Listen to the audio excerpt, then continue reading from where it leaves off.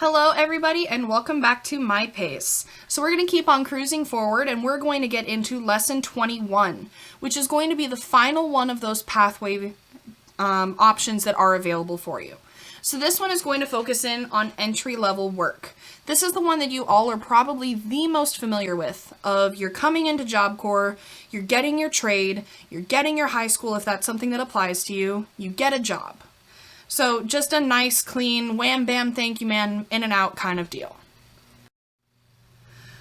So when you're deciding on entering the workforce at entry level, what we want you to do is think about kind of finding this marriage between what pays well, what you're good at, and what you love.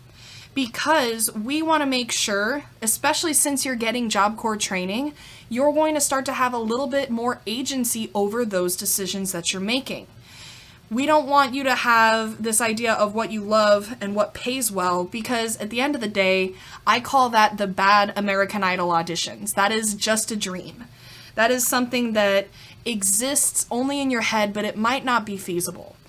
So when you factor in something that you love, something that pays well, but you take the time to practice, cultivate it, and have it become something that you're good at, that is what is ultimately going to lead to a win. And we want you to start focusing on what might be that sweet spot of a win when it comes to your future employment.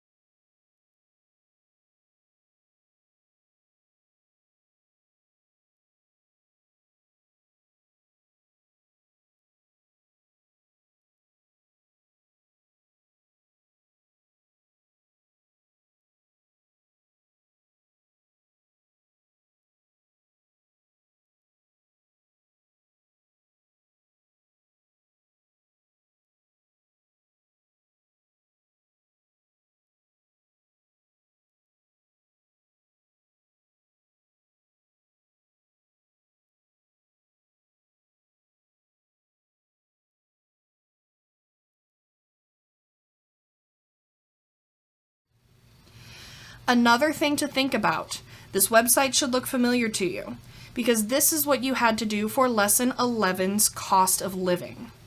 So you want to make sure you are sitting back and asking yourself, will the job that you are looking at working provide the salary that you need in order to make a living wage? Can you sustain yourself without having to go and get any type of outside help? So welfare, Social Security, a credit card if you want to be super reckless. Make sure that you have enough of your own income that will allow you to support yourself. Now, this is a chart of lower wage occupations that had the biggest growth during the recovery of the economic recession that we experienced in 2008. So, a lot of you guys were probably in middle school, maybe even grade school during 2008 when Obama first became president. But shortly after he became president, a lot of stuff that happened previously kind of came crashing down, and that led to a market crash. So a lot of people lost their jobs. And so what they did as a way to kind of provide relief for that economic crash was they had to create jobs out of nowhere so that these people who had lost their jobs were able to get new ones. And these jobs that we see on this chart are the jobs that are the easiest to be made out of nothing. It is far easier to suddenly need more jobs at a JCPenney compared to, well, a bunch of teachers lost their jobs, so we need to build new schools and we need to find new children to fill the schools with. That's not as economically feasible. So these are jobs that it was the easiest to kind of pull out of thin air. And if you notice, the hourly wage for all of these jobs are nowhere near a living wage. So in a lot of cases, and you guys might be familiar with this personally, you might have a family member that has had to go through this, you normally have to have more than one of these jobs in order to make a sustainable living wage. And that isn't feasible for your mental health, but also for your distribution of time. If you're working on these different positions for 8 hours a day, okay, that's 8 out of your 24 hours that you're spending at work. But there's also something else that you need to do for 8 hours a day. You need to sleep. Everybody needs sleep. That's non-negotiable. So that's 2/3 of your day divided up between working one job full-time and sleeping. So that means that you have 8 hours left in the day to eat, to run errands, to spend time with family, spend time with friends. All of that is in those last 8 hours that happen either before or after work. But if your full-time job is not giving you a living wage, you'll have to pick up that second job. And so what's going to happen is you can't dip into that first 8 hours. You can't split your time. You also can't be working while you're sleeping. So what's going to happen is one of two things. Either you're going to have to get a lot less sleep in order to make your bills, or suddenly you're not going to have any time to eat, to spend time with family, and actually live a life. We want to make sure that you are making a living wage and are actually able to live.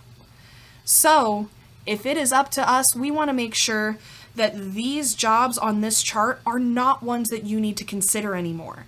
You are going to have so many more opportunities to pursue your own career goals and interests, and also have the time that you need to live your life, to spend time with your loved ones, and to follow your own passions that might not be directly related to your work life. We want you to avoid, I call it the Tiana from The Princess and the Frog, because if you remember that, right at the beginning of the movie, she got off of work, she fell on her bed, and about 4 seconds later her alarm went off and she had to put on a different uniform for a different diner. We don't want that to be your reality. And you shouldn't want that for yourself either.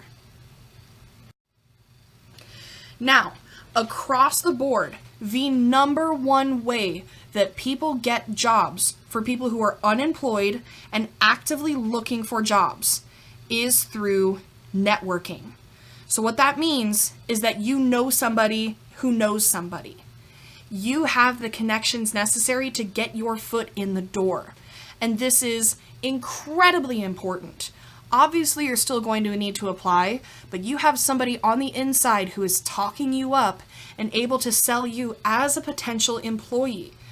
Having that network of people who can help you pursue your own career goals is going to help you astronomically compared to just applying blindly. Now, there's still a success that can come from applying, but studies show that networking is going to give you the upper hand that you need. So, some common myths that you might hear about entry-level work. The first is that any job is better than no job. True to an extent.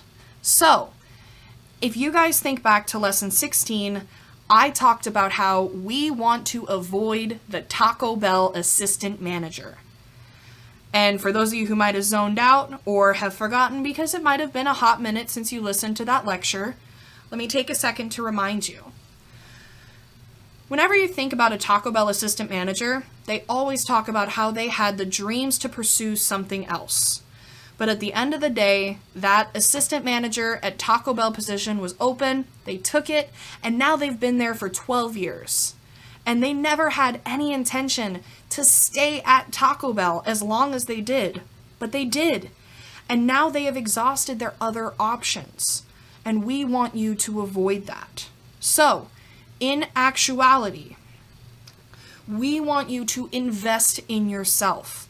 It is okay to work that job at Taco Bell while you go through college, but don't stick yourself in there for life. We want to make sure that you are climbing a staircase that you want to climb. Because, even in a real life scenario, nobody likes to climb more stairs than they have to. And the same thing is going to apply here. So, avoid a stopgap job as your career.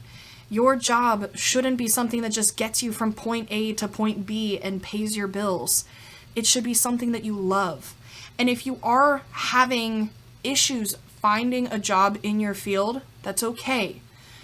But we want to make sure that if you have to take a step down, you are still on the same staircase, because a job with no earning potential is going to be really difficult in the long run. We don't want you to go the route of convenience, because that's what a lot of our students have done before, and that's what leads to them being stuck in a rut. You want to make sure that you are putting yourself out there. So a great example of what I mean by taking a step back when you need to is if you have all of the certifications to be a registered nurse and you're having issues finding job openings in your area, you can consider relocating to an area that might have more job openings, or why don't you apply for a licensed practicing nurse, an LPN? That's one step down, and you have all of the qualifications for that. And that's going to help you get your foot in the door. That's a job with earning potential. And that's something we want you to keep in mind. Another myth is it's not what you know, it's who you know. Also true to an extent. So, I did just say in the previous slide that having a network of people to help you get in the door is going to be beneficial to you because it's going to have more opportunity for you. But who you know is not going to help you keep a job. It's what you know. So this is where I compare this whole scenario to a McDonald's commercial and a Big Mac commercial.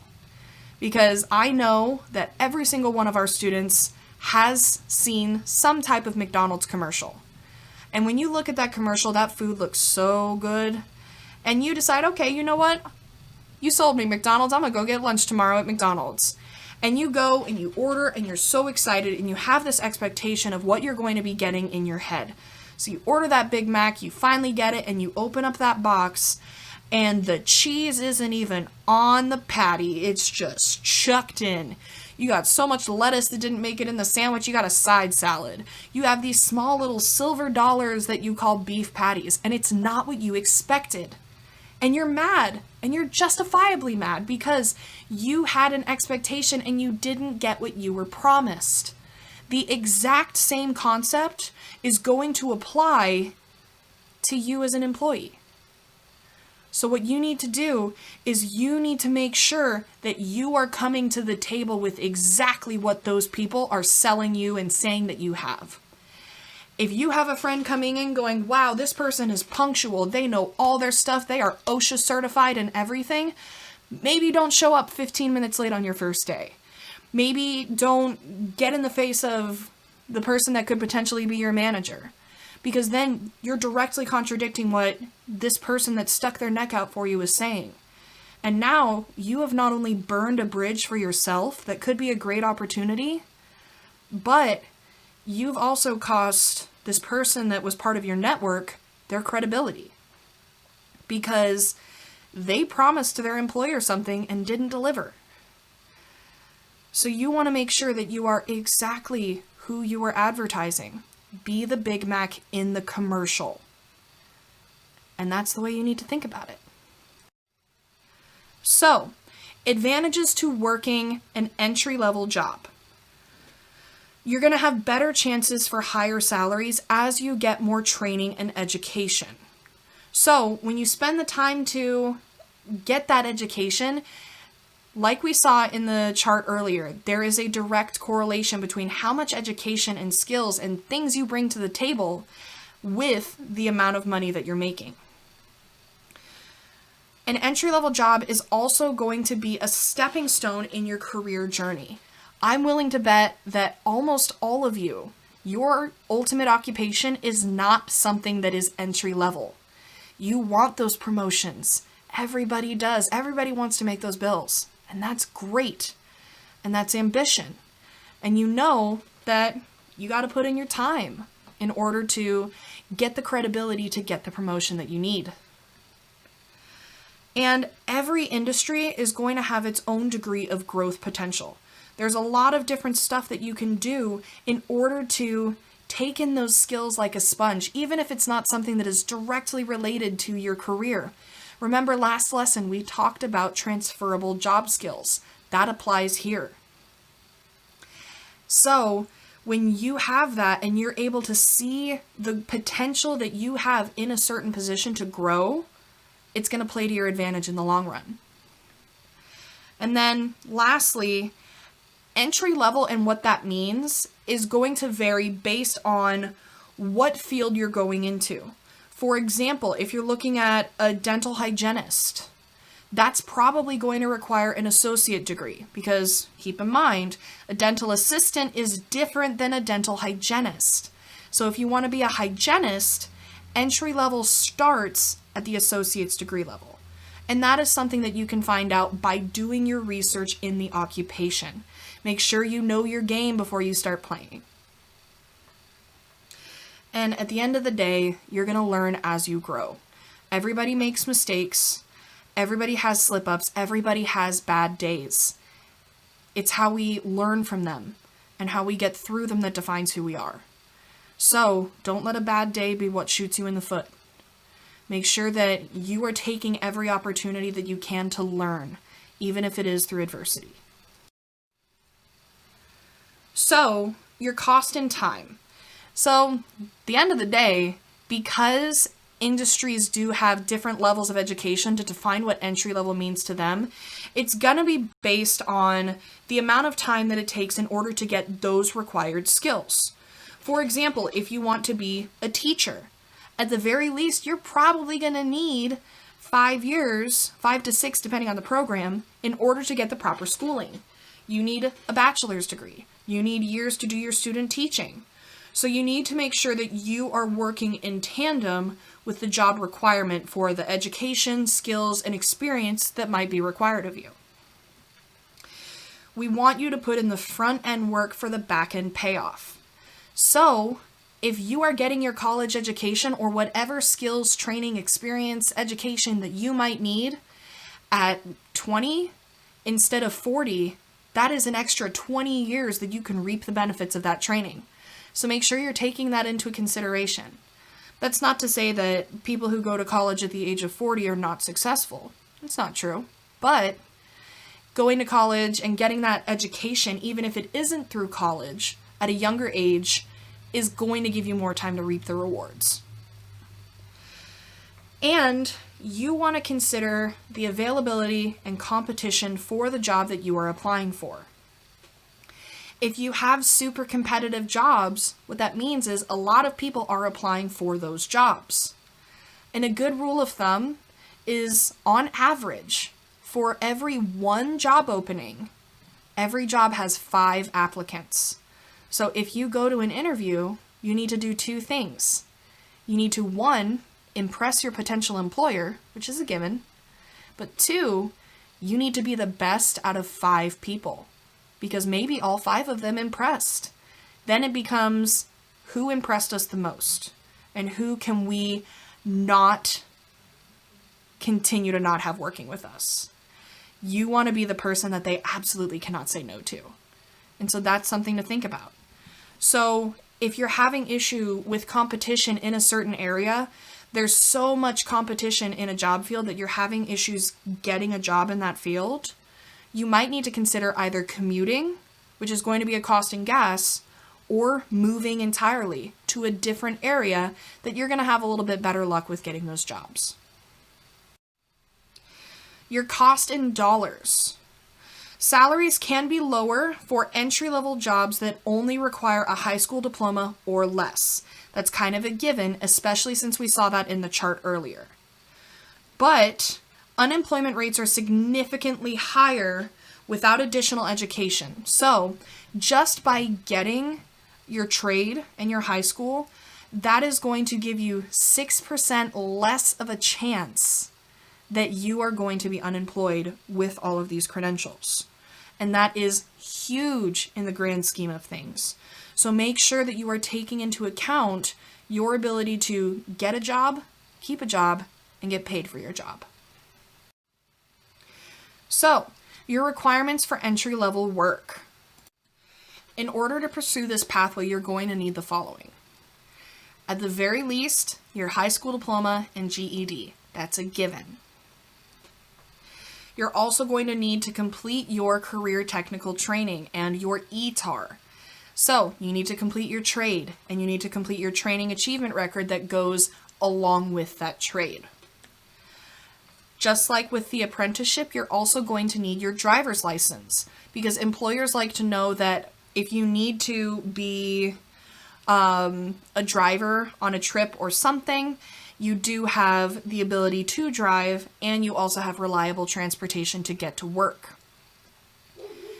Any required certifications that you need specifically for the job in order to be entry level, you want to make sure you have before you begin the application process. A great example of this is OSHA certification. If you're going into the construction industry, you're going to need your safety hazard training. So make sure you're going into that with all of those required certifications because that's going to be one less thing an employer has to pick apart at a job interview. Physical requirements. Obviously, this is going to vary by industry. On average, most jobs are going to require that you have the ability to lift 20 pounds over your head, with the exception of the construction industry where because it is such a hard hat, like you're getting your hands dirty kind of trade, that weight limit could potentially be more. There are also physical requirements like you being able to be on your feet for long periods of time. This is something that we see especially with nurses. Nurses don't often get a chance to sit down. So that's something that you need to consider too.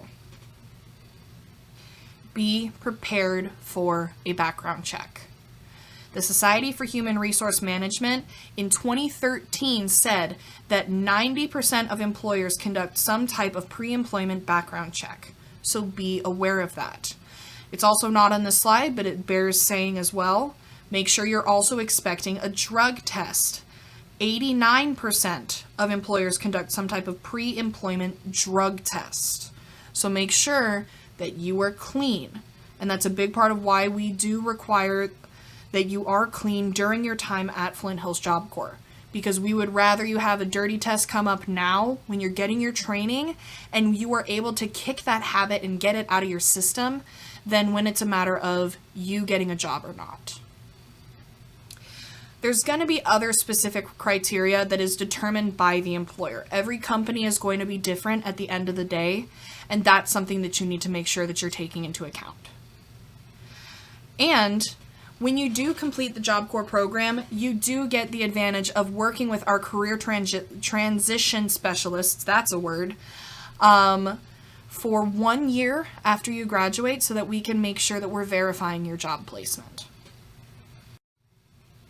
So, important things to remember about entry-level work. You need to make sure that you're considering the growth potential. Is this going to lead to a future career? Is this going to sustain a living wage? Are you going to be able to sustain yourself without having any additional assistance?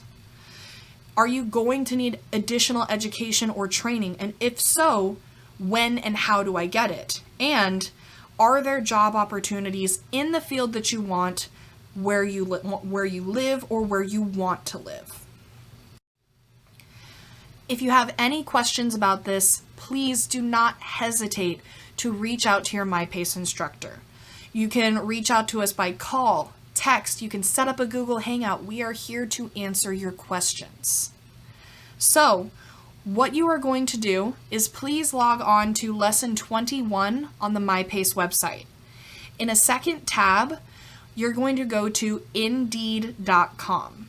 And what you're going to do to complete lesson 21 is you're going to look at 3 different current job listings for your ultimate occupation so that you are able to see what competition looks like and what areas are going to be probably best for you, as well as helping you define what entry level means to you. If you have any questions, please reach out to your myPACE instructor. Thank you guys for listening to this lecture, and I will see you, metaphorically, for our last lecture coming up.